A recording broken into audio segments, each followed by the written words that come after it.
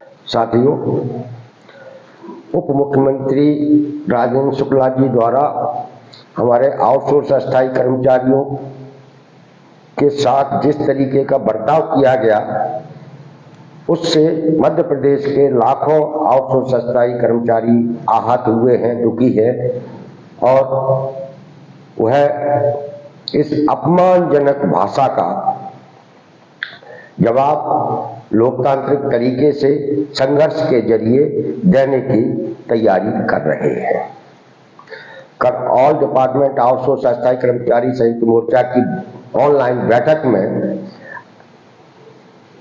एक चरणबद्ध संघर्ष के करने का निर्णय लिया गया, जिसके तहत हम लोगों ने ये तय किया है कि 26-27 नवंबर को हम लोग सारे कर्मचारी अपने कार्यस्थल पर काली पट्टी बांधकर काम करेंगे। 28 नवंबर को तहसील, ब्लॉक, जिला स्तर पर इस घटना के विरोध में ज्ञापन देंगे और 29 नवंबर को जिला मुख्यालयों पर धरने देंगे। इसके बाद भी यदि उप मुख्यमंत्री राजेंद्र शुक्ला जी ने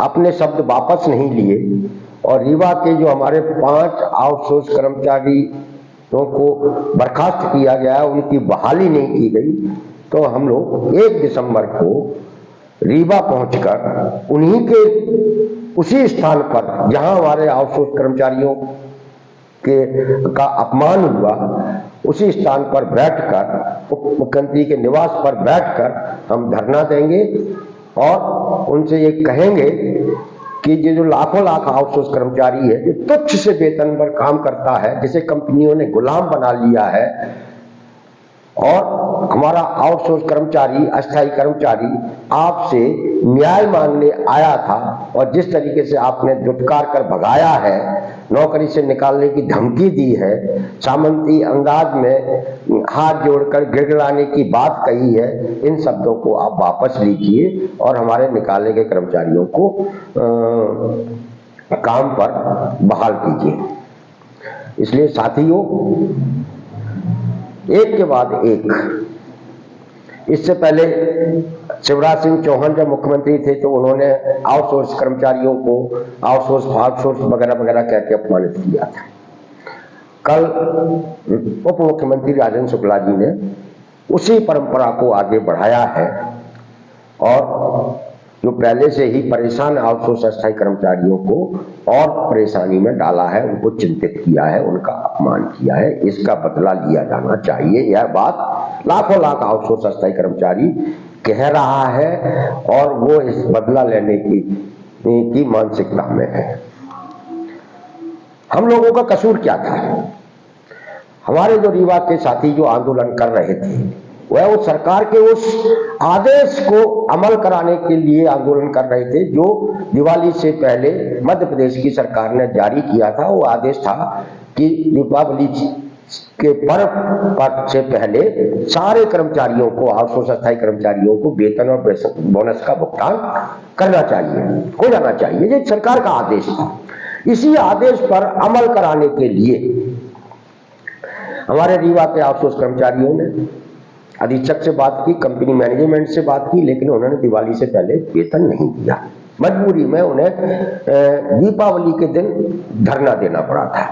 इसी आदेश पर अमल कराने के लिए हमारे हमीदिया के आउटसोर्स कर्मचारियों ने भी 3 घंटे की हड़ताल की और इसी आदेश पर अमल कराने के लिए हमारे ग्वालियर के जयरोग अस्पताल के आउटसोर्स कर्मचारियों ने भी आंदोलन किया और जिले भर दूसरे भी अन्य जिलों में भी आंदोलन हुआ। हमने क्या गलती की थी? हमारे लोगों ने क्या गलती की? सब सरकार के आदेश पर अमल कराने की बात हम लोग कर रहे थे, हम तो वेतन बढ़ाने की बात भी नहीं कर रहे थे। सरकार के आदेश पर अमल कराने की बात करना अपराध है तो भाई मेरे, ये अपराध तो हमें करना पड़ेगा, क्योंकि हम तो सरकार से ही मांगेंगे ना, चाहे हाथ जोड़कर मांगे, चाहे आंदोलन करके मांगे, चाहे नारे लगाकर मांगे। हमने तो सरकार से मांगा था ना कि दिवाली से पहले हमको वेतन मिले, सरकार ने दिया। सरकार ने दिया तो कंपनियों ने देने से इनकार कर दिया और उप मुख्यमंत्री माननीय राजेंद्र शुक्ला जी कंपनियों को संरक्षण दे रहे हैं।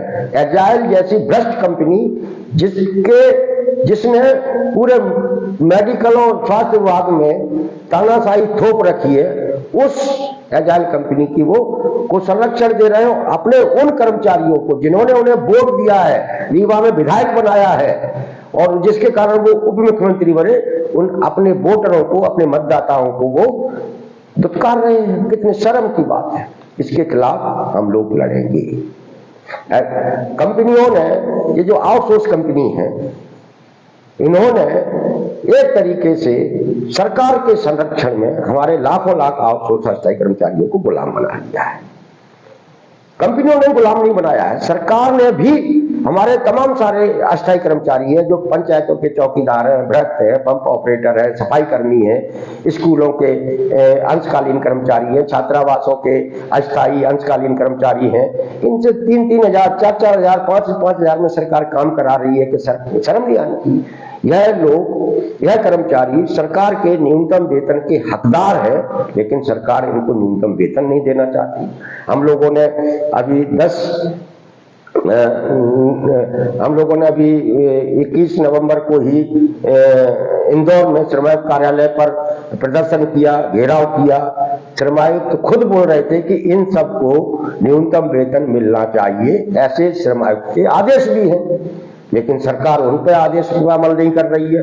कंपनी सरकार के आदेशों पर अमल करे, यह काम भी सरकार नहीं कर रही है। उल्टे सरकार हम लोगों को अपमानित कर रही है, धुतकार रही है और नौकरी से निकालने की धमकी दे रही है। हम लोग सरकार से फिर ये आग्रह और अपील करते हैं, माननीय राजेंद्र शुक्ला जी से भी ये अनुरोध करते हैं कि रीवा में जो हमारे संगठन के 5 पदाधिकारियों को निकाला गया है, शिवेंद्र पांडे, विपिन पांडे सहित 5 कर्मचारियों की सेवा बहाली तत्काल कराई जाए, वरना हम अपने संगठन के तमाम सारे पदाधिकारियों के साथ, आउटसोर्स अस्थायी कर्मचारियों के साथ आपके निवास पर धरना देंगे और जरूरत पड़ी तो अनिश्चितकालीन अनशन भी शुरू कर देंगे। तो साथियों, यह लड़ाई आपके मान सम्मान की लड़ाई है, आपकी नौकरी में सुरक्षा की लड़ाई है, आपके बेहतर भविष्य की लड़ाई है और इस संघर्ष में आप शामिल हुए। पूरा समाज आपके साथ है, हर व्यक्ति आपके साथ है। आपने देखा होगा शुक्ला जी के बयान की हर संवेदनशील व्यक्ति ने निंदा की है और उनसे बयान वापस लेने की मांग की है।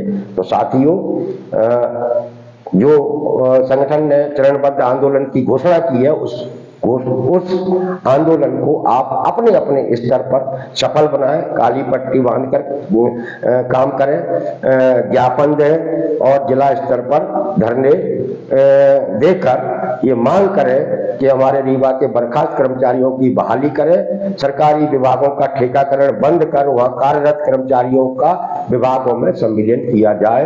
नमस्कार।